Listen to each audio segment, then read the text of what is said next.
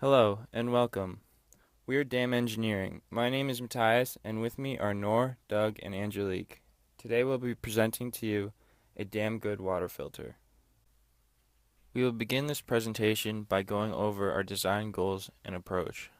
Our original objective was to have an external reservoir capable of feeding the filter with a continuous stream of contaminated water of at least half a liter. To achieve this, we originally ordered a large soda bottle to incorporate into our design. Our group also wanted to focus on the quality of filtration. To do this, we used multiple filter medias and materials. After working with the large soda bottle and trying to make an external reservoir, we realized that it wouldn't work with the materials we originally bought. So we adjusted our objectives to focus on small size, best overall dye removal, and aesthetically pleasing. In the end, we found that these goals were much more achievable based on our original materials order.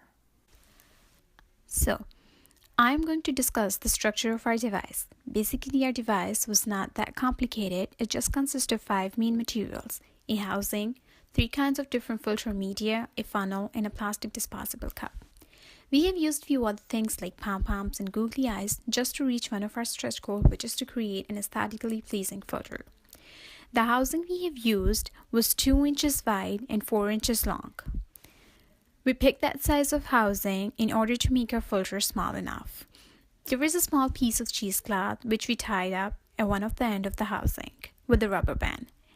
And then we add our filter media layer by layer in that housing. Each layer we made depends on how porous our media is. The first layer was fine sand, the second one was activated charcoal, and the last one was coarse sand. We then place our filter media into a funnel and then put this funnel into a plastic cup, which will hold the water we filter. Our device performed very well based on the experiments that we conducted. After filtering 15 milliliters of water, the water went from being opaque to almost clear. Multiple runs through the filter resulted in the water being very clear. Using our spectrophotometer, we saw that the water was clear after only one run. With 100% transmittance, the spectrophotometer read at maximum value of 270. After we added our water, the spectrophotometer returned a value of 245.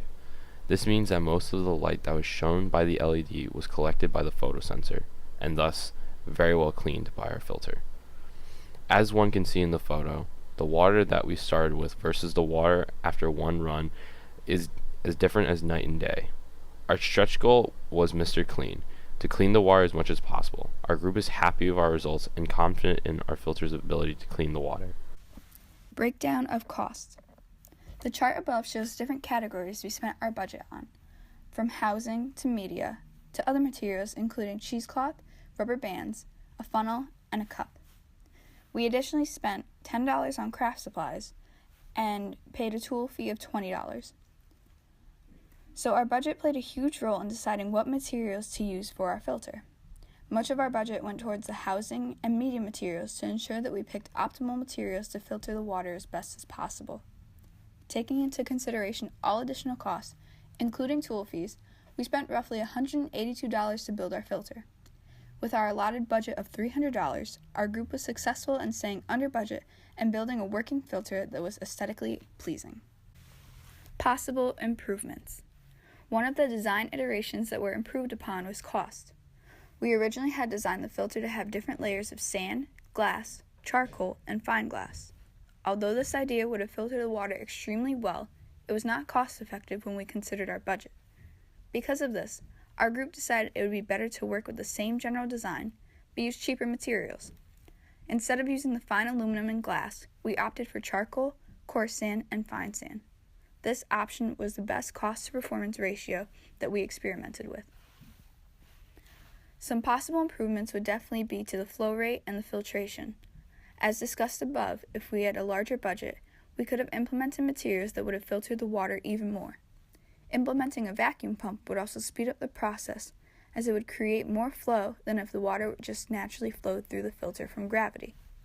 Although these design decisions would improve the design drastically, we had to consider costs.